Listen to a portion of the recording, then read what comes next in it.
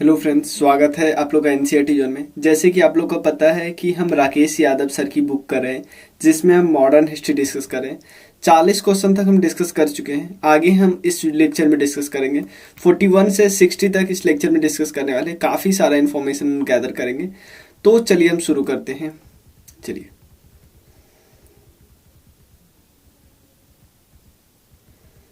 सबसे पहले during colonial period, British capital was mainly invested in। British की capital generally invest कहाँ होती थी? ज़्यादातर कैपिटल ब्रिटिश की कहाँ इन्वेस्ट होती थी ये आपको बताना है। देखो, ब्रिटिश इंफ्रास्ट्रक्चर पे इन्वेस्टमेंट करते थे, ध्यान देना, सब कुछ पे करते थे, लेकिन एग्रीकल्चर पे ब्रिटिश का ज़्यादा कैपिटल इन्वेस्टमेंट होता था, एग्रीकल्चर पे। क्लियर? इंडिया में। चलिए, उसके बाद देखो यहाँ पे लिखा हुआ है कि agriculture was mainly invested by British during colonial period. Raw material related to agriculture was compulsory for industry during colonial period. भाई, जब तक एग्रीकल्चर नहीं होगा तो एग्रीकल्चर से आप कॉटन कैसे निकालोगे? कॉटन नहीं होगा तो फिर इंडस्ट्री में यूज कैसे करोगे? या जो भी रॉ मटेरियल होता था वो सब कुछ। नेक्स्ट क्वेश्चन है, Mohammad Ali Jinnah in his early political life क्या चाहते थे? क्या ध्यान देना, सब नेशन टू नेशन थ्योरी वो सपोर्ट करते थे, लेकिन टू नेशन थ्योरी स्टार्टिंग में नहीं आया था। आपको पता है पाकिस्तान रेजोल्यूशन उन्होंने कब लाया था? पाकिस्तान की नया पाकिस्तान बनाना है 1940 में, लाहौर रेजोल्यूशन में लाए थे 1940 में। Clear? Initiated Hindu Muslim unity. Imagine, Pakistan नहीं, स्टार्टिंग में कोई कैसे कर सकता है? कम्युनलिस्ट नहीं, स्टार्टिंग में कुछ नहीं थे, स्टार्टिंग में ना लड़ाई झगड़ा, वो तो डायरेक्ट एक्शन डे। आपको एक याद होगा, एक इवेंट 1946 में, यहाँ पे उन्होंने कम्युनल भावना को बहुत ज़्यादा आहत होता है। स्टार्टिंग में हिंदू मुस्लिम यूनिटी की बात करते थे, तो हिंदू मुस्लिम यूनिटी की बात करते थे, तो इनको क्या बोला गया? सरोजनी नायडू इनको क्या बोलती थी? सरोजनी नायडू इनको बोलती थी N ambassador of unity. Sarojini Naidu इनको बोलती थी N ambassador of unity. Clear? Sarojini Naidu को क्या बोला जाता है? सरोजनी नायडू को बोला जाता है नाइटिंगेल ऑफ इंडिया या भारत कोकिला। किसने बोला? महात्मा गांधी ने। सरोजनी नायडू क्या है? सरोजनी नायडू पहली गवर्नर है पूरे इंडिया की। क्लियर? उसके बाद उन्होंने एक साल उन्होंने प्रेसिडेंट का, जो इंडियन नेशनल कांग्रेस के प्रेसिडेंट के पोस्ट पे बैठी थी। कब? 1925 में। 1925 यानी 1924 में कौन थे? महात्मा गांधी। बहुत इंपॉर्टेंट, क्योंकि महात्मा गांधी एक ही बार बैठे थे बेला गांव में। और सरोजनी नायडू पहली इंडियन वुमेन थी जिन्होंने इंडियन नेशनल कांग्रेस की पोस्ट पे बैठी। पहली वुमेन कौन थी? एनी बेसेंट, 1917 में। यह हमें याद होना चाहिए। क्लियर? आगे चलते हैं। Who among the following control the maximum trade in the western coastal region during 17th century. 17th century obviously 17वीं शताब्दी की बात करें। 17वीं शताब्दी, भाई उस समय था कौन? उस समय था कौन? पुर्तगीज के अलावा कहाँ तो? 17वीं शताब्दी का मतलब है 1600 1700 के बीच। इस समय तो पुर्तगीज ही था ना। अब चलिए, पुर्तगीज से रिलेटेड एक दो इवेंट हम देख लेते हैं। फर्स्ट इवेंट है पुर्तगीज। सबसे पहले 1498 को वास्को डी गामा आए थे सी रूट से। कहाँ? Cape of Good Hope through. Cape of Good Hope कहाँ पे जाता? अफ्रीका को जो सबसे बॉटम वाला पार्ट था ना, उसका नाम था केप ऑफ गुड होप के थ्रू, वहां से। उसके बाद उन्होंने कालीकट के पहुंचे। कालीकट में उनको जैमोरिन जो थे उन्होंने स्वागत किया।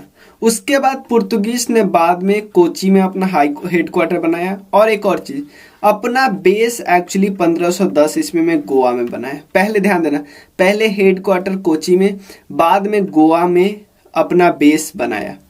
क्लियर? उसके बाद और एक और चीज, धीरे धीरे उसने ट्रेड को कंसोलिडेट करना शुरू किया। पहली बार फोर्ट बनाया। फोर्ट का क्या नाम था? Fort Saint Anglo. मैं 4-5 फोर्ट का नाम बताऊंगा आपको, लेकिन पुर्तगीज से रिलेटेड एक ही था, फोर्ट सेंट एंग्लो। कंफ्यूज मत होना, क्योंकि आप एंग्लो देखोगे तो सीधा चलो जाओगे ब्रिटिश में कि एंग्लिश नहीं। और ये कहाँ पे है? कन्नौर में एक जगह है, वहां पे। क्लियर? और एक और चीज, कौन सी लड़ाई, देखो किस किस चीज में ट्रेड करते थे? टोमेटो, पोटैटो, चिली वगैरह में ट्रेड करते थे। और इन्होंने और जो इनका था जो एक लड़ाई हारी थी इन्होंने, कौन सी लड़ाई हारी थी जिसके बाद ये कन्फाइंड हो गए थे दमन दीव तक? लड़ाई का नाम था स्वाली हॉल। स्वाली लड़ाई लड़े थे। स्वाली किससे? ब्रिटिश के साथ लड़ाई लड़ी थी। कब? 1612 ईस्वी में। इसके बाद इनका समय ऑलमोस्ट खत्म हो गया। अब आ गए हैं ब्रिटिश इनके जगह पे। ये इसके बाद कन्फाइंड हो गए दमन दीव और गोवा पे। और आपको पता है हमारा एक यूनियन टेरिटरी है दमन दीव एंड दादर नगर हवेली, एक ही यूनियन टेरिटरी कर दिया गया है सितंबर 2020 के बाद। कृत पुर्तगीज। डच नहीं है। डच के बारे में हम एक तो इन्फॉर्मेशन डिस्कस कर लेते हैं। Actually Dutch East India company आई थी इंडिया में 1602 ईस्वी में। पहली बार उसने फैक्ट्री बनाई मसूलीपट्टनम, दूसरा फैक्ट्री बनाया सूरत। एक एग्जांपल आप ध्यान देना, पहला मसूलीपट्टनम, दूसरा सूरत। एकदम ब्रिटिश से उल्टा है ना, याद ना रख सकते। ब्रिटिश पहले सूरत में बनाया फिर मसूलीपट्टनम में, लेकिन डच पहले मसूलीपट्टनम फिर सूरत। ये 1605 ईस्वी में, 1616 ईस्वी में। हेड क्वार्टर अपना डच कहाँ पे बनाया था? पुलिकट के पास। और उसके बाद लेटर उन्होंने नागापट्टनम में बनाया, नागापट्टनम। और डच को एक्चुअली डच ने काफ़ी जगह पे पुर्तगीज को रिप्लेस कर दिया था। और एक और चीज़, ब्रिटिश के साथ लड़ाई कौन सा साल लड़ा था?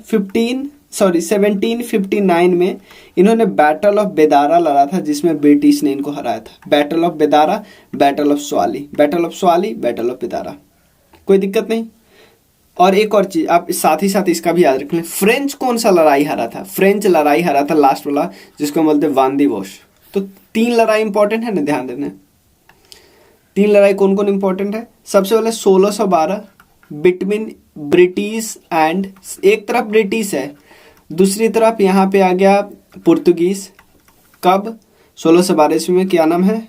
स्वाली। क्लियर।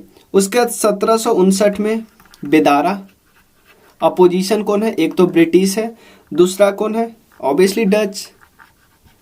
थर्ड 1664 में एक तरफ कौन है? एक तरफ तो ऑब्वियसली ब्रिटिश है, दूसरी तरफ है फ्रेंच। कहाँ है? वॉन्दिवोस। सॉरी 64 में तो फ्रेंच आए थे। ये लड़ाई हुआ था एक्चुअली 1763 में। चलो नेक्स्ट क्वेश्चन करते हैं। जयप्रकाश नारायण, देखो नाम है एक्चुअली, जयप्रकाश नारायण को क्या बना जाता है? लोक नायक जयप्रकाश नारायण। बहुत फेमस पर्सनालिटी, आप लोग सुने होइएगा, इमरजेंसी के समय इनका नाम। उसके बाद दादा भाई नौरोजी, तो आपको पता है grand old man of India. दादा भाई नौरोजी का नाम क्यों फेमस है हम बताएंगे आगे, अभी स्लाइड में आपके सबके बारे में हम यहाँ पे डिस्कस करने वाले हैं। जो नहीं होगा उसके बारे में बता दूंगा। CF एंड्रयूज गांधीवादी थे, इनका दीन बंधु। ध्यान देना, गांधी जी ने इनका नाम दीन बंधु रखा था क्योंकि आम लोगों की भलाई के लिए काम करना चाहते थे। लाला लाजपत राय, इनको पंजाब केसरी बोला जाता था। क्लियर। तो B1 कहाँ पे? यहाँ पे, यही ऑप्शन करेक्ट है। क्लियर। अब देखो लाला लाजपत राय की बात करें तो लाला लाजपत राय का जन्म ऑब्वियसली पंजाब में हुआ था, इसलिए उनको पंजाब केसरी कहते हैं।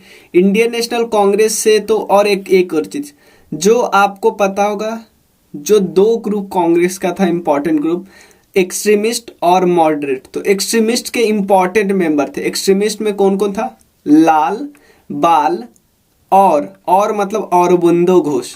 लाला लाजपत राय, बाल गंगाधर तिलक और पाल, बिपिन चंद्र पाल। 4 नाम है ना, लाल, बाल और पाल। क्लियर। तो लाला लाजपत राय, बाल गंगाधर तिलक, औरबिंदो घोष और बिपिन चंद्र पाल। क्लियर।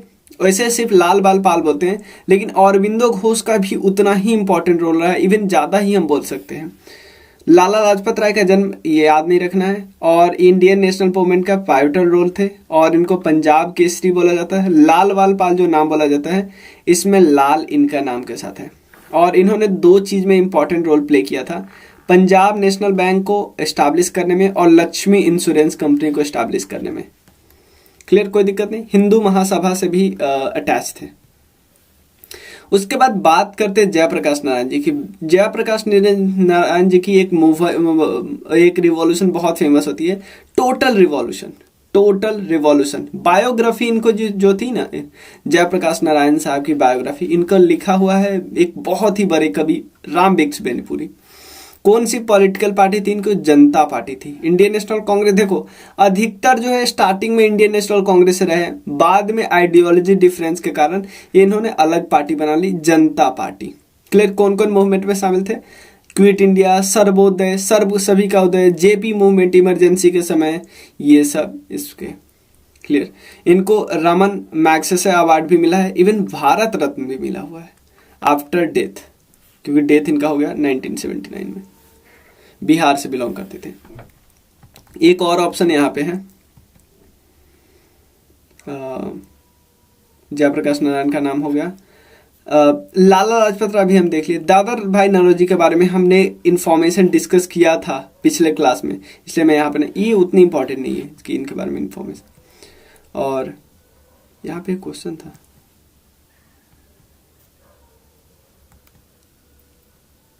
एक सेकेंड एक्चुअली एक क्वेश्चन छूट ही गया है। एक्चुअली क्वेश्चन मत पता नहीं कैसे छूट गया। इस क्वेश्चन को वन सेकेंड, देखो ऑप्शन ये था, सॉरी ऑप्शन है कि 45 क्वेश्चन है। 45 क्वेश्चन क्या था मैं देख ले रहा हूँ यहाँ पे। हाँ, given below the name of prominent leader and their respective operational area during the revolt period. जो 1857 का रिवोल्ट हुआ था ना, 1857 का रिवोल्ट, उसमें कौन से मेंबर कहाँ से बिलोंग करते थे वो है यहाँ पे। सबसे पहले रानी लक्ष्मीबाई, ये दिया हुआ है इंदौर। खान बहादुर खान, ये है रुहेलखंड। उसके बाद है कुंवर सिंह, शाहाबाद। और नाना साहब कानपुर। देखो नाना साहब कानपुर, देखो इसमें पूछा कौन सा मैचिंग जो गलत है। पहला गलत है, रानी लक्ष्मीबाई इंदौर से नहीं झांसी से बिलोंग करती थी। उसके बाद खान अब्दुल गफार, जो खान बहादुर खान है, ये एक्चुअली रोहिलखंड से बिलोंग करते थे। रोहिलखंड जो कि उत्तर प्रदेश में है। उसके बाद बात करें थर्ड ऑप्शन है कुंवर सिंह एक्चुअली देखो, जो आप इनको कुंवर सिंह जो हमें लगता है कुंवर से बिलोंग करते हैं कहीं और से, जैसे हमें कुंवर सिंह के बारे में हमें लगता है आरा से बिलोंग करते हैं, लेकिन देखो जो उस समय नाम एक्चुअली शाहाबाद उस समय का नाम यहाँ पे लिखा है, जिसको अभी भोजपुर बोलते हैं। भोजपुर डिस्ट्रिक्ट है। क्लियर? वो वीर कुंवर सिंह के नाम पे एक यूनिवर्सिटी भी एस्टैब्लिश किया गया है, और इन्होंने बहुत अच्छा साथ लिया था, मतलब किया था, लड़ाई किया था इन्होंने। क्लियर? तो इसमें करेक्ट आंसर कौन सा है? रानी लक्ष्मीबाई। पूछा हुआ है कि इसमें कौन सा इनकरेक्ट मैच है। Who was the national leader who wrote history of India on the walls of Andaman Cellular Jail. तो इसका करेक्ट नाम है वीर सावरकर, लेकिन हम स्टोरी समझते हैं वीर सावरकर ऐसा क्यों किए, ध्यान देना। वीर सावरकर का जो नाम है वीर सावरकर, इनको स्वतंत्रता वीर सावरकर भी बोलते हैं। इनका जो पॉलिटिकल पार्टी है वो है हिंदू महासभा। इनके जो भाई है वो बहुत फेमस है, गणेश दामोदर सावरकर, बहुत फेमस दोनों भाई। क्लियर? तो और क्या कर देखते हैं, ये और इनके भाई ने एक सीक्रेट सोसाइटी बनाई थी जिसका नाम है अभिनव भारत सोसाइटी। ये दोनों भाई ने ये गए यूनाइटेड किंगडम पढ़ाई के लिए, और उन्होंने इवन यूनाइटेड किंगडम में भी 2 ऑर्गेनाइजेशन में साथ दिया। एक है इंडिया हाउस और फ्री इंडिया सोसाइटी, बहुत इंपॉर्टेंट नाम, Abhinav Bharat society, India House और फ्री इंडिया सोसाइटी। उसके बाद as a response to Muslim League के रिस्पॉन्स में, क्योंकि मुस्लिम लीग बार बार मुस्लिम चिल्ला रही थी, तो इन्होंने हिंदू महासभा को ज्वाइन किया। और हिंदू महासभा की क्यों फेमस है? क्योंकि वो पॉपुलराइज करते हिंदुत्व को। क्लियर? और हिंदुत्व टर्म किसने ओरिजिनेट किया, ये ध्यान रखना, चंद्रनाथ बासु ने। हिंदुत्व टर्म ओरिजिनेट एक्चुअली किया है चंद्रनाथ बासु ने। हिंदुत्व टर्म को इन्होंने, हिंदू ने इसको पॉपुलराइज तो किया, लेकिन इन्होंने हिंदुत्व टर्म को क्वाइन नहीं किया, ध्यान रखना, चंद्रनाथ बासु ने। उसके बाद इनकी एक किताब थी the Indian war of independence, जब उन्होंने इंडियन रिवेलियन ऑफ 1857 के बाद समय लिखी, इसके किताब को बैन कर दिया गया। हुआ क्या, ये गए थे वहां पे ब्रिटेन में, ब्रिटेन से इनको एक्स्ट्राडिक्ट होता है ना, एक्स्ट्राडिक्ट किया गया। तो यहाँ सर सावरकर को अरेस्ट कर लिया गया, उनको एक्स्ट्राडिक्ट किया गया इंडिया से, क्योंकि पता चला कि ये रिवॉल्यूशनरी, क्योंकि उस समय के किंग थे ब्रिटिश, तो ब्रिटिश के खिलाफ इन्होंने क्या किया, रिवॉल्यूशनरी ग्रुप में शामिल हुआ, इसलिए ब्रिटिश वहां से एक्स्ट्राडिक्ट किया गया, इसको वहां से एक्स्ट्राडिट किया। ये भागने का कोशिश कर रहे थे, फ्रांस के एक पोर्ट पे भागने की कोशिश कर रहे थे, लेकिन फ्रांस की अथॉरिटी ने पकड़कर इनको सौंप दिया ब्रिटिशर्स को। तो ब्रिटिश ने इनको सेलुलर जेल में डाल दिया, जो कि अंडमान और निकोबार में है। 2 लाइफ इम्प्रिजनमेंट, मतलब ऑलमोस्ट 50 साल इनको जेल, तो 2 बार लाइफ इम्प्रिजनमेंट डाल दिया। और वहीं पे उन्होंने दीवार में हिस्ट्री की किताबें लिखी। क्लियर, कोई दिक्कत नहीं, बाद में इनको छोड़ दिया गया था। क्लियर। उसके बाद बात करते हैं नेक्स्ट, इसमें कौन था, वीर सावरकर के बारे में हो गया। अब हम डिस्कस कर लेते हैं थोड़ा नंदलाल बोस, क्योंकि ज्योतिबा फुले के बारे में हम डिस्कस कर चुके हैं, सत्यशोधक समाज वगैरह के बारे में, और इनके बारे में और कुछ इन्फॉर्मेशन डिस्कस कर चुके हैं। तो सेम इन्फॉर्मेशन बार बार रिपीट करेंगे तो वीडियो काफी लंबी हो जाएगी हर बार। अंबेडकर जी के बारे में हम डिस्कस कर लेंगे, एक बार ही देखो, दोनों के बारे में एक बार डिस्कस करें, फिर बाद में अंबेडकर जी के जब भी ऑप्शन आएगा तो मैं टालते चलूंगा, इसलिए दोनों का एक बार एटलीस्ट डिस्कस करें। देखो सारा इन्फॉर्मेशन नंदलाल बोस के बारे में है। नंदलाल बोस एक्चुअली पुपल्स थे, मतलब स्टूडेंट थे किनके, अभिंद्रनाथ टैगोर के। अभिंद्रनाथ टैगोर की एक पेंटिंग बहुत फेमस है, वो बहुत क्वेश्चन आया हुआ है, भारत माता की पेंटिंग। क्लियर, भारत माता की पेंटिंग।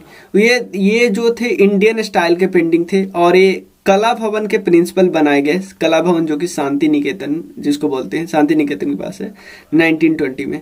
ये इन्फ्लुएंस हुए टैगोर फैमिली से और मुरल्स ऑफ अजंता, इन दोनों से ये प्रभावित हुए थे। इनका जन्म एक्चुअली हुआ था कहाँ पे, बंगाल में, मृत्यु भी बंगाल में हुआ। पेंटिंग के लिए जानते हैं, पद्म विभूषण इनको मिला हुआ है 1954 में। इनकी जो पेंटिंग है यम और सावित्री, आपसे पूछा जा सकता है यम और सावित्री की पेंटिंग किसकी है, तो नंदलाल बोस की है। उसके बाद बात करें हम BR अम्बेडकर, इतने फेमस पर्सनालिटी जिनके बारे में इतना इन्फॉर्मेशन था, अब कुछ नहीं है, मतलब इतना इन्फॉर्मेशन कुछ नहीं है, लेकिन एटलीस्ट हमारा क्वेश्चन बन जाएगा, जो 1 मार्क्स का क्वेश्चन आएगा वो बन जाएगा। सबसे पहले 1923 में इन्होंने बहिष्कृत हितकर्मी सभा बनाया।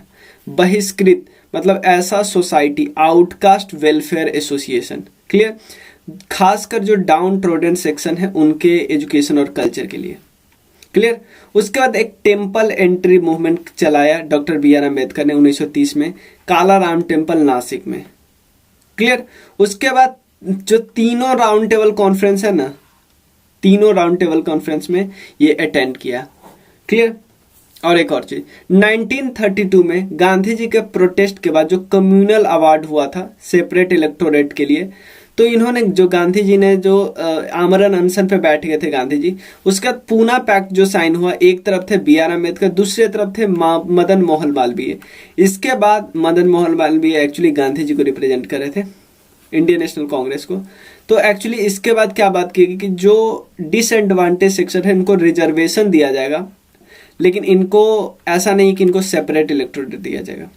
बाबा साहब अम्बेडकर ने एक इंडिपेंडेंट लेबर पार्टी भी बनाई, और during 1930, during the second world war, he called upon Indians to join the army in large number to defeat Nazism, which said was another name of fascism. fascism को हराने के लिए ये army join करने के लिए बोल रहे थे। 1956 में इन्होंने बुद्ध को एम्ब्रेस कर लिया, मतलब बुद्ध को अपना लिया। बुद्धा और धर्मा इनकी एक राइटिंग है। भारत रत्न इनको मिला था। ईयर ऑफ सोशल जस्टिस मनाया जाता है इनकी मेमोरी में, ध्यान देना।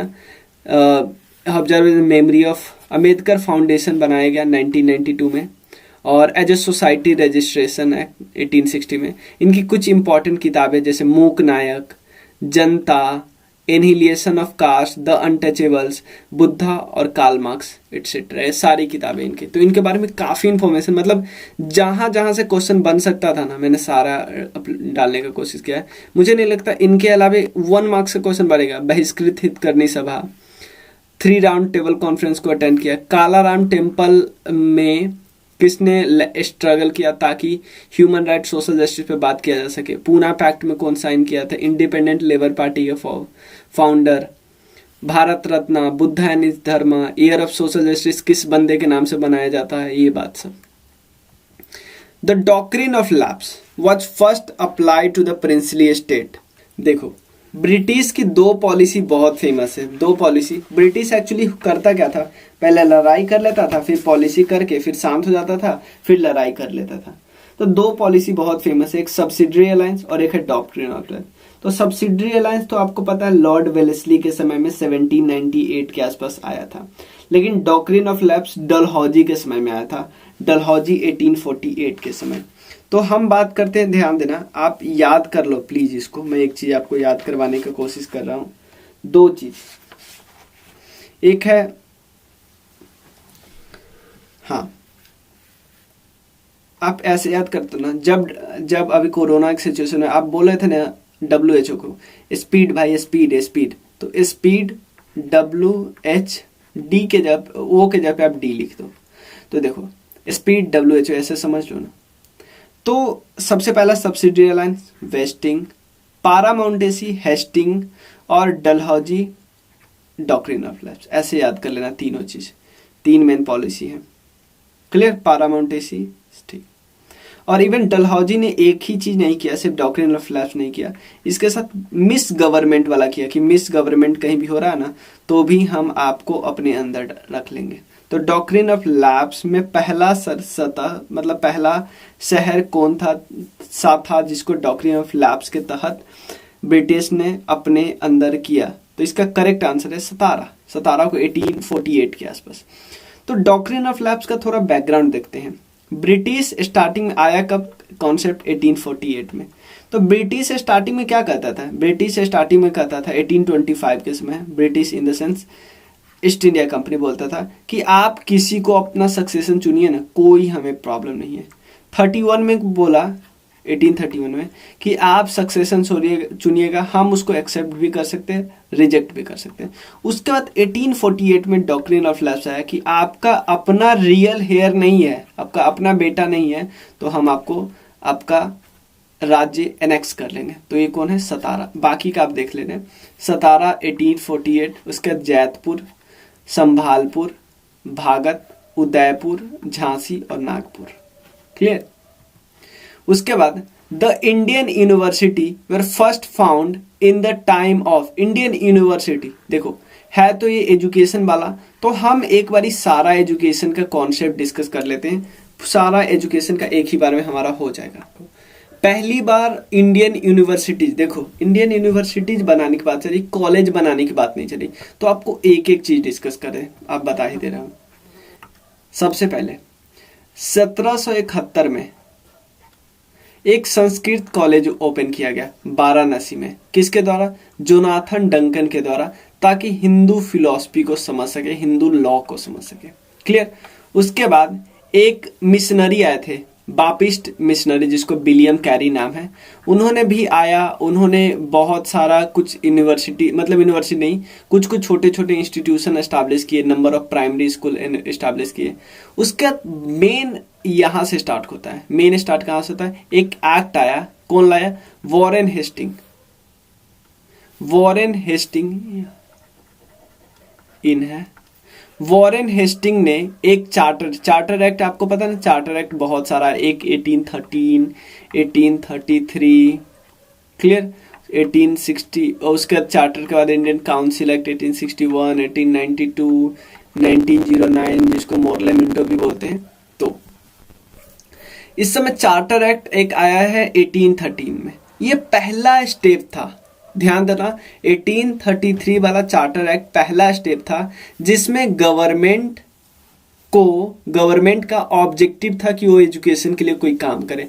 तो गवर्नमेंट ने 1 लाख रुपए सैंक्शन कर लिए कि इंडियन के एजुकेशन के लिए, ठीक है ना। उसके बाद क्या हुआ, ये तो हमने 2 स्टेप देखा, एक तो संस्कृत कॉलेज बना, तो अभी यूनिवर्सिटी नहीं बना। उसके बाद 1813 के एक्ट में क्या किया गया कि गवर्नमेंट क्या करेगी, कुछ काम करेगी लोगों के, बच्चों के एजुकेशन के लिए। तो इसमें क्या किया है कि 1 लाख रुपए सैंक्शन किया गया लोगों को। 21 एक्ट में बात की 1830 में, लेकिन ये ठीक से अप्लाई नहीं किया गया, ध्यान देना, ठीक से अप्लाई नहीं हो रहा था। उसके बाद हाँ, उसके बाद एक और आया था इसी के जस्ट बाद, एक कमिटी ऑफ पब्लिक इंस्ट्रक्शन 1823 में। यहां पे बात की गई कि भाई आप पैसा तो खर्चा करोगे, किस एजुकेशन में, किस टाइप के एजुकेशन में पैसा करना चाहते हो, ये है। कलकत्ता में मदरसा बना 1781 में, ताकि मुस्लिम लॉ, मुस्लिम थ्योरी के बारे में अच्छे से जान सके। उसके बाद यही लिखा हुआ है, due to this issue the sum of money allotted, जो 1 लाख एलोट किया जा रहा था वो 1823 तक खर्चा ही नहीं हो रहा था। तो एक मैंने बताया था ना, एक कमिटी बनाई गई जिसका नाम था General Committee of Public Instruction. तो ये बताया कि decided to impart oriental education, कि कैसे एजुकेशन दे रहा है। ओरिएंटल एजुकेशन की बात करें, ओरिएंटल, ओरिएंटल एजुकेशन का मतलब क्या होता है पता है? ओरिएंटल एजुकेशन का मतलब है कि भाई आप एजुकेशन दीजिए अपने ही लैंग्वेज में, अपने कल्चर में, ऐसे ऐसे एजुकेशन। देखो स्टार्टिंग में क्या था, एजुकेशन में बहुत बहस ही रही थी कि किस तरह की एजुकेशन इंडिया में दिया जाएगी। एक था ओरिएंटलिस्ट या एंग्लिस्ट। ओरिएंटलिस्ट वाले बोलते थे कि इंडिया में कल्चर हिसाब से जो भी है। इंग्लिश बोलते नहीं भाई, इंग्लिश एजुकेशन, इंग्लिश एजुकेशन। तो इवन राजा राम मोहन राय किसके फेवर में थे पता है? इसके फेवर में थे, इंग्लिश के फेवर में। तो ओरिएंटलिस्ट के फेवर में कौन थे? James Prinsep. जेम्स प्रिंसेप वही इंसान है जो अशोका के सारे टेक्स्ट को डिसाइफर किया था। क्लियर? 1823 में देखते हैं। उसके बाद इंपॉर्टेंट होता है 1835 में, जो आपने पता है, आपको पता है, मैकुले माइनर्स जो आया था, माइनर्स ऑन एजुकेशन, मैकुले ने लिखा था, जिसको अपना लिया गया उस समय के गवर्नर जनरल ऑफ इंडिया के द्वारा, जो कि थे विलियम बेंटिक। अपना लिया, ये क्या था? बेंटिक ने अपॉइंट किया था मैकुले को, थॉमस मैकुले को, कि chairman of general committee on public instruction, और इन्होंने बताया, और इन्होंने जो भी रिकमेंडेशन दी मैकुले ने, विलियम बेंटिक ने अपना लिया। कोई दिक्कत इसमें नहीं है ना? कोई दिक्कत नहीं। ये तो आप देख लिए मैकुले इंग्लिस्ट के फेवर में कौन कौन थे? J.R. कॉर्विन, अलेक्जेंडर डफ। और ओरिएंटलिस्ट के फेवर में कौन थे? जेम्स प्रिंसेप, हेनरी थॉमस कोलेब्रुको, ये सब। तो ये बात तो आपने देख लिया। मैकुले माइनेट कब आया था? 1835 में। ये क्वेश्चन पूछा जा सकता है। क्लियर? उसके बाद आते हैं 1835 में उसके बाद 2 कॉलेज स्टैब्लिश किया गया। एक है एलिफेस्टीन कॉलेज और उसके बाद कलकत्ता मेडिकल कॉलेज। और उसके बाद क्या हुआ, ये 1835 में आए। इसमें जो कमियां थी 1835 में, उसको उजागर करने के लिए एक मैग्ना कार्टा ऑफ एजुकेशन आया, जिसको हम वुड्स डिस्पैच एक्ट भी बोलते हैं। वुड्स डिस्पैच ये बोला था भाई साहब, ये जो पुराने हैं ना 1835 में, उसमें आप बदलाव कीजिए। तो वुड्स डिस्पैच आया कब? 1854 में। क्लियर? उस समय गवर्नर जनरल कौन थे? डलहौजी। 1835 में गवर्नर जनरल कौन थे? William Bentinck. उसके बाद जो वुड्स डिस्पैच आया उसको ही हम Magna carta of Indian English education in India बोलते हैं। लेकिन एक्चुअली यूनिवर्सिटी एस्टैब्लिश किया गया था 1857 में पहली बार। कौन कौन यूनिवर्सिटी? मद्रास, कलकत्ता और बॉम्बे। उसके बाद यूनिवर्सिटी ऑफ पंजाब एस्टैब्लिश किया गया 1882, और उसके बाद इलाहाबाद 1887। ये सब है। कोई दिक्कत इतने में? चलिए, तो देखिए एक बारी, अब देखो एक बारी एजुकेशन वाला हमारा सारा हो गया। एक बारी B.R. अम्बेडकर। तो अब B.R. अम्बेडकर, एजुकेशन, ज्योतिबा, ये सब आएगा तो हम दोबारा नहीं करेंगे ना, इसीलिए एक बारी टाइम लगा, एक बारी 5 मिनट एक क्वेश्चन में टाइम लगा, तो कोई दिक्कत नहीं। Which one of the following, इसमें से कौन बंदा चिटागो आर्मरी रेड जो हुआ था उसमें नहीं थे? 1934 में जो हुआ था चिटागो आर्मरी रेड, इसमें से कौन बंदा नहीं था, वो आपको बताना है। तो ऑप्शन देख लेते हैं। ऑप्शन है कल्पना दत्त, उसके बाद है सुरेश सेन, प्रीति लता वोडेकर, दिनेश गुप्ता। तो इसमें करेक्ट ऑप्शन है एक्चुअली दिनेश गुप्ता, इसमें इन्वॉल्व नहीं थे। अब देखो, अब क्या इन सब के नाम के बाद मैं, भाई ये नाम तो मैं पहली बार सुना हूं, लेकिन मुझे तो ये पता है सुरेश सेन तो थे भाई, ये तो हेड थे भाई, ये तो लीडर थे बिल्कुल। तो ये क्वेश्चन काफी ज्यादा टफ हो जाएगा, टफ हो जाता है ये क्वेश्चन। अगर आप किए हो MCQ तो ही होगा, नहीं तो मेरे हिसाब से तो नहीं होगा, क्योंकि इवन मैं भी जब इसको सॉल्व कर रहा था तो मैं इनका नाम सुना था इस रेड के साथ। बाकी का नाम जो सब्सिडी होते हैं जो उनको नहीं याद रख पाते लोग, तो एक बार देख लेते हैं, लेकिन एक बार देख ही लेते हैं। देखो कल्पना दत्त तो नाम लिखा हुआ है, ये वादेकर भी लिखा हुआ है, और एक और कौन ऑप्शन था, दिनेश गुप्ता इसमें एक्चुअली नहीं था, इसलिए वो ऑप्शन है।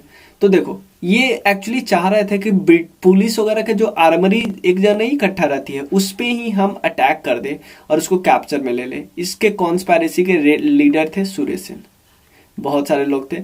इसको कैप्चर करने के लिए 2 मेन आर्मरी को कैप्चर करना चाहते थे, लेकिन इनको यहाँ पे देखो, the idea was to capture 2 main armoury in Chittagong and then demolish the telegraph and telephone office. It was followed by assassination of European, उसके बाद एसेसिनेशन ऑफ यूरोपियन भी करना था। The plan was put into implementation on the night of 18 April 1930. On that night, the armory of the police was captured by Ganesh Ghosh. Lokendra Bal took over the auxiliary force armory, but the ammunition was not located. नहीं पता चला। Clear, ये सब है। Actually ये 1830 में दिया है, हुआ था 1834 में नहीं हुआ था, 1830 में हुआ था। Clear. Which of the following event made the English East India Company the legitimate master of Bengal Suba? Bengal Suba का लेजिटिमेट मास्टर कब बनाया गया? देखो सबसे पहले बैटल ऑफ प्लासी होता है 1857 में, उसके बाद बैटल ऑफ बक्सर होता है, उसके बाद हमें पता है फखरुसियार का फरमान मिलता है। मतलब फखरुसियार का फरमान तो पहले ही मिल जाता है। फखरुसियार वही बंदा है जिन्होंने क्वाइन को मिंट करने की सलाह देती थी, बोलती भाई तू क्वाइन को भी मिंट कर सकते हो, तुम्हें कोई दिक्कत नहीं है, तुम कर लो, जो करना है करो। क्लियर। और उसके बाद इब्राहिम खान का फरमान नहीं। तो इसका करेक्ट आंसर है बैटल ऑफ बक्सर वाला। हुआ क्या, बैटल ऑफ बक्सर में 3 लोग लड़ रहे थे। कौन कौन लड़ रहे थे बैटल ऑफ बक्सर में? 3 कौन कौन टीम थी भाई? Obviously MBA। चलो मैं आप बता देता हूँ इसके बारे में थोड़ा डिटेल। बैटल ऑफ बक्सर में 3 लोग थे MBA। कौन कौन थे?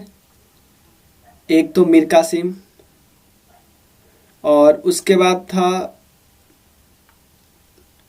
एक सेकंड कौन था? देखो एक तो था मीर कासिम, और एक था अवध का सुजाउद्दौला, और एक था मुगल का शाह आलम II। तो एक मुगल का, एक बंगाल का, एक अवध। मुगल, बंगाल, अवध। मुगल का कौन था? शाह आलम II। बंगाल का कौन था? बंगाल का था मीर कासिम। उसके बाद अवध का सुजाउद्दौला था। क्लियर। हुआ क्या, बात करते हैं थोड़े पहले की। आपको बैटल ऑफ प्लासी की बात होगी जिसमें सिराज उदौला को हरा दिया गया था। बैटल ऑफ प्लासी में से पहले एक्चुअली हुआ क्या था, एक ब्लैक होल इवेंट हुआ था जिसमें नवाब एक्चुअली उस समय थे सिराज उदौला। उनको पसंद नहीं था ब्रिटिश फोर्ट क्यों बना रही है, क्योंकि ब्रिटिश फोर्ट बना रही थी। भाई एक बिजनेसमैन फोर्ट क्यों बनवाएगा? तो ब्रिटिश एक फोर्ट विलियम बना ली थी, फोर्ट विलियम 1700 में कलकत्ता में। फोर्ट विलियम, एक फोर्ट के बारे में तो हमें पता है, फोर्ट एंग्लो, किसने बनाया था? पुर्तगीज ने। फोर्ट विलियम ब्रिटिश को पसंद नहीं थे, यार फोर्ट कैसे बना सकता है कोई, ठीक है ना। तो नवाब ने क्या किया, इंग्लैंड के ब्रिटिश के फैक्ट्री को सीज कर दिया कासिम बाजार में, और बहुत सारे ब्रिटेन के आदमी को उसी में बंद कर दिया। तो बहुत उसी को ब्लैक होल इवेंट बोलते, बहुत सारे इंसान की डेथ हो गई थी उस समय। रॉबर्ट क्लाइव और एडमायरल वॉटसन मिलके दोनों रीइंफोर्स किया और फिर हरा दिया एक्चुअली। उसके बाद बैटल ऑफ प्लासी हुआ जिसमें हार हो गई, क्योंकि जो बैटल ऑफ प्लासी ना एक्चुअली ठीक से लड़ाई हुई भी नहीं थी, क्योंकि जो सिराजुद्दौला के मेन पर्सन को ना पहले ही खरीद लिया था, ऐसा समझ लो। उसके बाद जैसे सिराजुद्दौला हटा उसके बाद उसको क्राउन बना दिया गया मीर जाफर को। मीर जाफर समझिए एज ए पपेट टाइप, ठीक है, क्योंकि पीछे तो धागा था ब्रिटिश के हाथ में। तो मीर जाफर को क्राउन कर दिया गया। उसके बाद मीर जाफर ने कुछ तूतू में किया, तो उसके बाद मीर कासिम को बैठा दिया गया। क्लियर। और उसके बाद मीर कासिम को फिर से हटा के फिर से मीर जाफर को बैठाते। तो यहीं पे मीर कासिम को गुस्सा है, वो जा रहा है मीर कासिम सुजाउद्दौला। एक्चुअली सिराज और सुजा में दोनों कन्फर्म डिफरेंस है, ठीक है। और एक मुगल, तीनों ने लड़के बैटल ऑफ बक्सर चली, इसमें इंग्लैंड की जीत हुई। 3 है। और पहली बार ऐसा हुआ कि एक देश के राजा मुगल, उस समय क्योंकि मुगल देश के राजा थे, उसकी हार हुई। उसके बाद क्या हुआ यहाँ पे, उसके बाद क्या हुआ, बंगाल में ड्यूअल गवर्नमेंट आ गया। ड्यूअल गवर्नमेंट, एक तरफ कौन थे, एक तरफ थे तो डेपुटी, एक तरफ तो थे नवाब और दूसरे तरफ थे डेपुटी नवाब। क्लियर। और डेपुटी नवाब जो थे, और उसी डेपुटी नवाब के जगह पे एक्चुअली बाद में लेटर गवर्नर बना जो कि थे रॉबर्ट क्लाइव। तो पहली बार गवर्नर कोई ब्रिटिशर्स बना था, वो थे रॉबर्ट क्लाइव। पूछ सकता है आपसे, ठीक है। उसके बाद यहाँ पे लिखा होना है, हाँ उसके बाद क्या हुआ, लड़ाई का जो रिजल्ट होता है ना, उसका 2 ट्रीटी हुआ, ट्रीटी ऑफ इलाहाबाद, 2 ट्रीटी हुआ, दोनों इलाहाबाद, ये 12 अगस्त, ये 18 अगस्त। ये ट्रीटी ऑफ इलाहाबाद हुआ जिसमें कौन कौन था, रॉबर्ट क्लाइव और सुजाउद्दौला। इधर रॉबर्ट क्लाइव और शाह आलम टू, नहीं ये पहले हुआ, ये 18 को हुआ, ये 12 को हुआ, पहले इसके साथ हुआ। क्लियर। तो इसमें सुजाउद्दौला ने अपना इलाहाबाद, कारा, ये सब इसको दे दिया, इसको शाह आलम टू को, थोड़ी भाई ब्रिटिशर्स को। और ट्रीटी ऑफ इसने एम्परर ने जो ब्रिटिश राजा था मुगल का, उसने दीवानी राइट दे दी, कहाँ पे, बंगाल, बिहार, उड़ीसा में, किसको, ईस्ट इंडिया कंपनी को। यहाँ पे भी ईस्ट इंडिया कंपनी होगा, ठीक। और यहाँ पे 3 लड़ाई लोग थे, मुगल कासिम, सुजाउद्दौला, शाह आलम डिटो। और ब्रिटेन की तरफ से जो था उसका नाम था Hector Munro. Robert Clive actually sign किया जो भी ट्रीटी हुई। नेक्स्ट है, apart from the Quit India Movement which started in 9th August 1942, what other sensational activity of the freedom fighter was done in 9th August? नहीं, देखो अब मैं एक चीज बताता हूँ, सॉल्ट सत्याग्रह के बारे में हम डिटेल से डिस्कस कर चुके हैं, क्लियर। जैसे कि 24 दिन का था, फर्स्ट मतलब 12 मार्च को एक्चुअली स्टार्ट किए थे, और उसके बाद 5 अप्रैल तक, ठीक है। और उसके बाद लगभग 1+78 लोग थे, महात्मा गांधी हेड थे। और उसके बाद गए थे साबरमती आश्रम से लेकर दांडी तक। दांडी एक्चुअली नवसारी डिस्ट्रिक्ट में, ये सब हमें पता है, तो इतना इसमें नहीं ड्वेल कर रहे हैं। नेक्स्ट है, साइमन कमीशन के बारे में भी पता है, 1927 में आया था। क्यों आया था भाई, 1919 वाले एक्ट में कोई प्रॉब्लम तो नहीं है, उसको देखने आया था। फिर इसने अपना रिकमेंडेशन दिया है, और इसी रिकमेंडेशन का फॉलो किया गया बाद में। और चंपारण सत्याग्रह भी इसका करेक्ट आंसर नहीं। चंपारण सत्याग्रह गांधी जी का पहला सत्याग्रह है इंडिया में, क्लियर। चंपारण में जो 3 कठिया सिस्टम था उसके खिलाफ में, क्लियर। चंपारण सत्याग्रह 1917 में हुआ। और चंपारण जो सत्याग्रह था ना, उसको फर्स्ट एक्चुअली CDM बोलते हैं, सिविल डिसओबीडियंस मूवमेंट। क्यों, वो बताऊंगा। काकोरी ट्रेन रॉबरी हुआ, एक्चुअली ये करेक्ट आंसर है 9 अगस्त को। देखो काकोरी कॉन्स्पिरेसी जो हुआ था ना, इसमें ट्रेन में रॉबरी करने की बात की गई थी। कौन किया भाई, हिंदुस्तान रिपब्लिकन एसोसिएशन, जिसको बाद में रिनेम कर दिया गया हिंदुस्तान सोशलिस्ट रिपब्लिकन एसोसिएशन, जिसमें राम प्रसाद बिस्मिल, अब असफुल्ला खान, चंद्रशेखर आजाद, राजेंद्र लाहिड़ी, ये सब थे, या ठाकुर रोशन सिंह, ये सब थे। इन्होंने क्या सोचा कि काकोरी, इनको लगा कि यार उसमें बहुत सारे मनी बैग है या और भी बहुत सारा ब्रिटिश के सामान है, तो ब्रिटिश पे थोड़ा अटैक करते हैं, ताकि इसमें कुछ 1-2 लोगों की डेथ भी हो गए। उसके बाद इन रिवॉल्यूशनरी को पकड़ लिया गया और कोर्ट में ट्राई किया गया, और काफी लोगों को, बिस्मिल खान, लाहिड़ी, रोशन सिंह को सेंटेंस टू डेथ हो गया, अदर को इम्प्रिजनमेंट किया गया। क्लियर, कोई दिक्कत नहीं। Which of the following treaties brought an end to the independent existence of Peshwa Rao two. देखो 2 लड़ाई हुई थी ब्रिटिश और मराठा के बीच। फर्स्ट लड़ाई हुई थी 1775 से लेकर 1782 तक, ये 3 लड़ाई हुई थी। सेकेंड हुई थी 1803 से लेकर 5 तक। थर्ड हुई थी 1817 से लेकर 18 तक।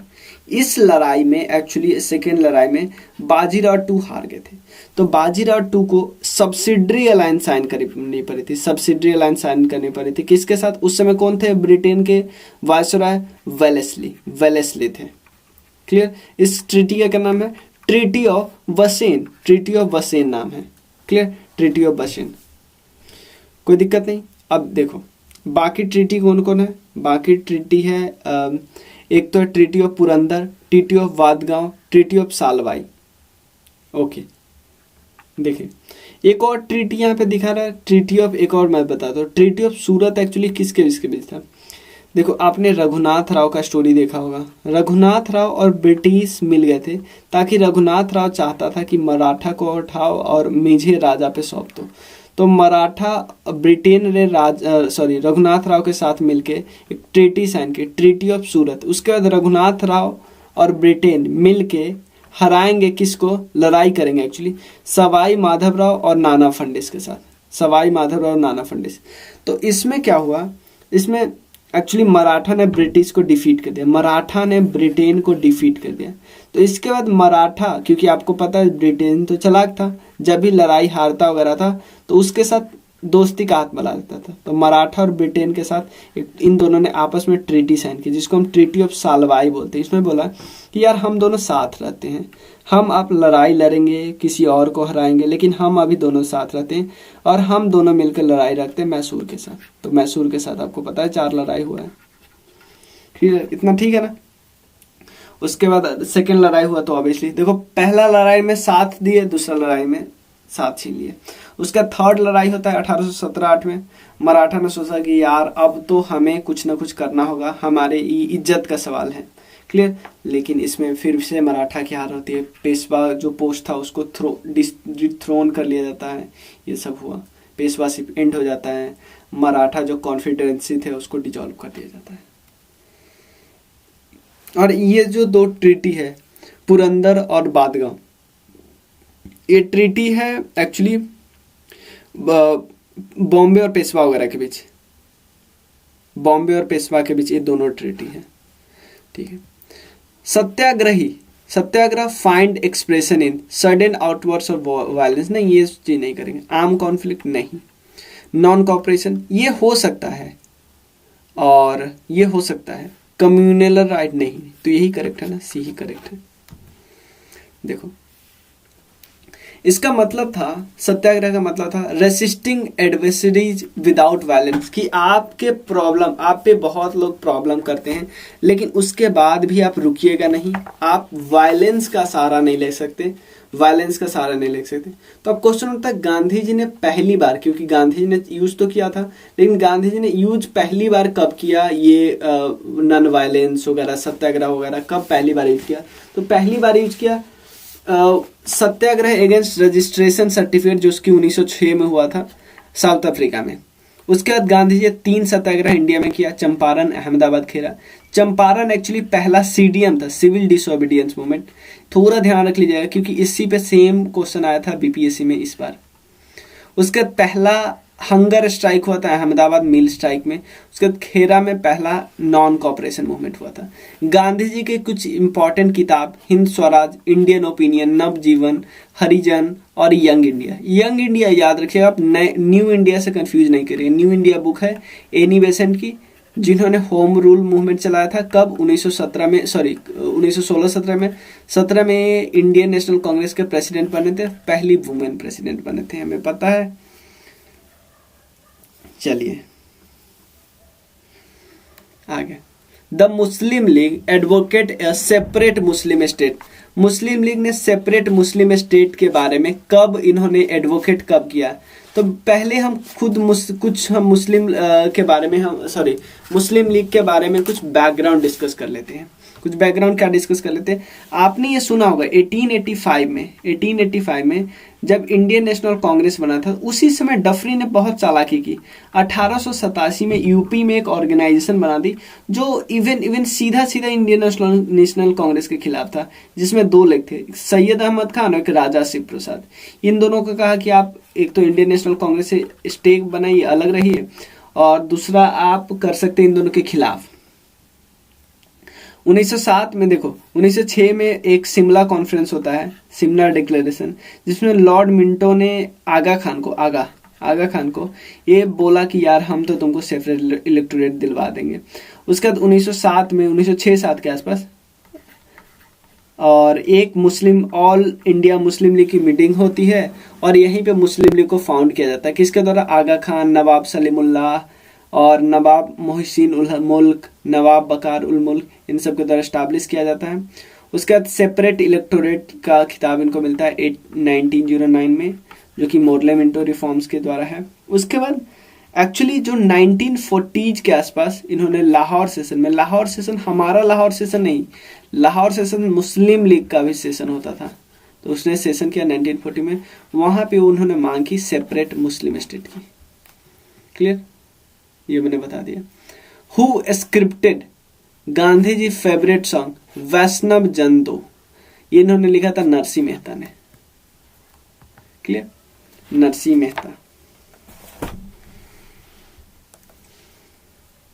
चलिए नेक्स्ट क्वेश्चन चल करते हैं, क्योंकि इसमें नहीं हमें बाकी चीज करना है। नरसिंह मेहता, ठीक। नेक्स्ट है, who was the first Indian to made the fellow of Royal Indian Society London. इनका करेक्ट नाम है एसी वादिया। देखो एवरी ईयर, एक सेकेंड, हाँ यहाँ है एसी वादिया। एसी वादिया एक शिप बिल्डर और engineer belonging to the Wadia ship builder इसे बिलोंग करते थे। इनको इलेक्ट किया गया था फेलो ऑफ रॉयल सोसाइटी, जो कि लंदन थे, और ये इनका जन्म हुआ था बॉम्बे में, ये हुआ था। क्लियर। चलिए एक और इसमें, हाँ एक ऑप्शन यहाँ पे है ना रामानुजम जी की, तो रामानुजम जी के बारे में भी जान लेते हैं, सब लोग के बारे में जान लेते हैं। श्रीनिवास रामानुजम, इनका जन्म हुआ था 22 दिसंबर 1887 को, और मैथमेटिशियन थे, और इन्होंने मैथ्स में infinitive series, number system, mathematical analysis के बारे में बहुत काम किया। उसके बाद है बात करते हैं यहाँ पे सीवी रमन जी के बारे में। सीवी रमन जी के बारे में यहाँ पे दिया हुआ है। सीवी रमन जी के नाम पे नेशनल साइंस डे मनाया जाता है, और रमन इफेक्ट को कमोमरेट करने के लिए, जिसको सीवी रमन सर ने बनाया था, इनको नोबेल प्राइज भी मिला है। नेशनल साइंस डे बनाया जाता है कब से? 28 फरवरी 1987 से। क्लियर।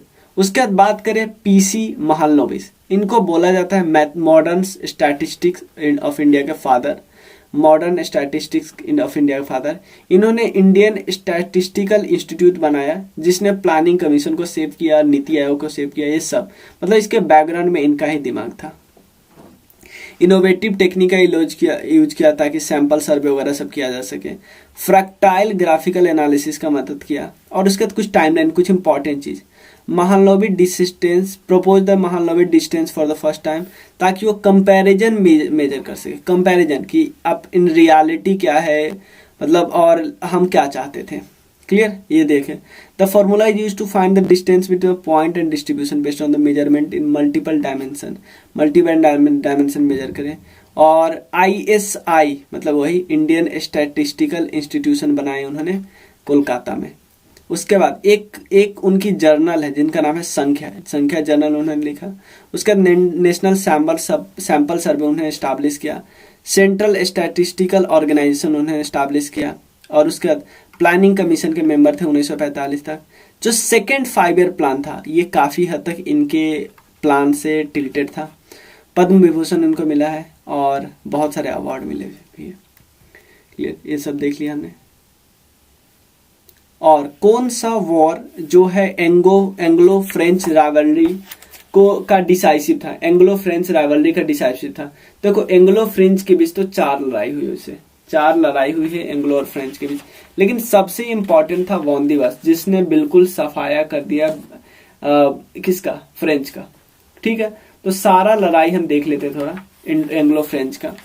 पहला लड़ाई एक्चुअली हुआ था, मैं देख लेता हूँ आगे पीछे, हाँ यहाँ पे देख लेते हैं। फर्स्ट लड़ाई हुआ था कार्नेटिक वॉर। सिंपल पहला क्वेश्चन तो यही पूछ सकता है कि फर्स्ट कार्नेटिक, सेकंड कार्नेटिक, तो ये सिंपल। कार्नेटिक वॉर के साथ हुआ? तो फ्रेंच के साथ। तो सबसे पहले क्या हुआ? सबसे पहले हुआ दोनों के बीच लड़ाई हुआ। पहले क्या हुआ? फ्रेंच ने मद्रास पे अटैक कर लिया। ठीक है, फ्रेंच ने मद्रास पे कैप्चर कर लिया, जो कि इंग्लैंड का जमीन था। उसके बाद इंग्लैंड ने फिर से पौंडीचेरी, ध्यान देना, फ्रेंच ने मद्रास पे किया। मद्रास जो कि इंपॉर्टेंट प्लेस था ब्रिटिशर्स का। अब ब्रिटिश को कुछ सूझा नहीं, ब्रिटिश ने यहाँ से पौंडीचेरी पे अटैक कर दिया, जो कि था फ्रेंच का जगह। तो पौंडीचेरी को बचा लिया किसने? डुप्लेक्स ने। डुप्लेक्स उस समय इसके हेड थे, वायसरॉय थे समझ लो। उसके बाद एक ट्रीटी साइन हुआ एक्सेले चापेल। इसमें था कि भाई ब्रिटिश क्या करेगा? मद्रास लौटा देगा, और ब्रिटिश को मद्रास लौटा देना पड़ेगा ये, क्योंकि फ्रेंच ने कैप्चर कर लिया था। और फ्रेंच को मिलेगा क्या इसके बदले में? क्यूबेक मिलेगा। कनाडा में एक जगह है क्यूबेक मिल जाएगा फ्रांस को। सेकेंड कर्नाटिक वॉर होता है। इस समय क्या हुआ था? इस समय फिर से फ्रेंच अटैक करता है आरकोट पे और ब्रिटिश काउंटर अटैक करता है, तो फ्रेंच को रिट्रीट करना पड़ जाता है। सेकेंड बार ट्रीटी का साइन होता है, जिसका सेकेंड बार ट्रीटी का होता है पौंडीचेरी। तो ट्रीटी पूछ सकता है पौंडीचेरी, एक्सेला चापले। थर्ड ट्रीटी साइन होता है ट्रीटी ऑफ पेरिस, ठीक है। फोर्थ, और यही कब होता है, बैटल ऑफ वॉन दिवस के बाद। चलिए, the English establish there first factory, पहली बार इंग्लिश फैक्ट्री का एस्टैब्लिश किया सूरत में। तो इंग्लिश के बारे में हम थोड़ा और बताएंगे, लेकिन नेक्स्ट वीडियो में। Permanent revenue settlement of Bengal, एक लाइन भी इसके बारे में नहीं बताऊंगा, इसके बारे में बहुत सारा 2-3 क्वेश्चन में अच्छे से बता चुका हूँ, आपको थोड़ा सा ध्यान रखिएगा, क्योंकि सेम क्वेश्चन हम बार बार रिपीट करेंगे तो बहुत ज़्यादा हेवी हो जाएगा। चलो मिलते हैं नेक्स्ट वीडियो में। नेक्स्ट वीडियो में हम साइंस करेंगे, कल आएगा साइंस। क्लियर, मिलते हैं फिर। Thank you so much.